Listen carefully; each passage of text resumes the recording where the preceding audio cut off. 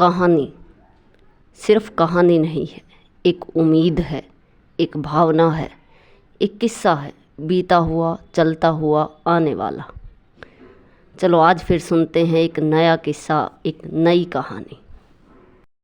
एक नौजवान martial artist को सालों की मेहनत के बाद ब्लैक बेल्ट देने के लिए चयनित किया गया। ये बेल्ट एक समारोह में मास्टर द्वारा दी जानी थी। समारोह वाले दिन नवयुवक मास्टर के समक्ष ब्लैक बेल्ट प्राप्त करने पहुंचा। बेल्ट देने से पहले तुम्हें एक और परीक्षा देनी होगी, मास्टर बोले। मैं तैयार हूं, नवयुवक ने कहा। उसे लगा कि शायद उसे किसी से मुकाबला करना होगा, लेकिन मास्टर के दिमाग में तो कुछ और ही चल रहा था। उन्होंने पूछा, तुम्हें इस प्रश्न का उत्तर देना होगा, ब्लैक बेल्ट हासिल करने का असली मतलब क्या होता है?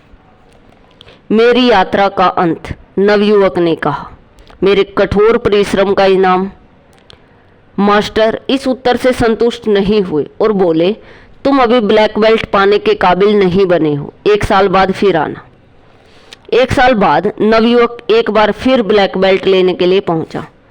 मास्टर ने दोबारा वही प्रश्न किया, ब्लैक बेल्ट हासिल करने का असली मतलब क्या है? यह इस कला में सबसे बड़ी उपलब्धि पाने का प्रतीक है, नवयुवक ने कहा। मास्टर संतुष्ट नहीं हुए और कुछ देर इंतजार किया कि वो कुछ और बोले, पर युवक शांत ही रहा। तुम अभी भी बेल्ट पाने के हकदार नहीं बने हो, जाओ अगले साल फिर आना। और ऐसा कहते हुए मास्टर ने युवक को वापस भेज दिया।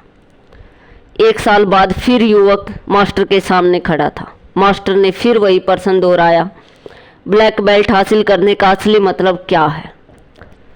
पर इस बार नवयुवक ने कहा, ब्लैक बेल्ट आरंभ है एक कभी न खत्म होने वाली यात्रा का, जिसमें अनुशासन है, कठोर परिश्रम है, हमेशा सर्वोत्तम मापदंड छूने की लालसा है।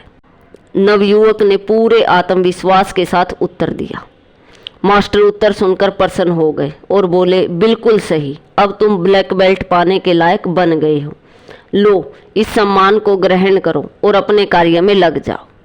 यह कहानी हमें सिखाती है कि सच्ची सफलता केवल एक मंजिल नहीं है, बल्कि यह निरंतर प्रयास और आत्म सुधार की यात्रा है। अनुशासन, कठोर परिश्रम और सर्वोत्तम मापदंड छूने की लालसा ही वास्तविक उपलब्धि है।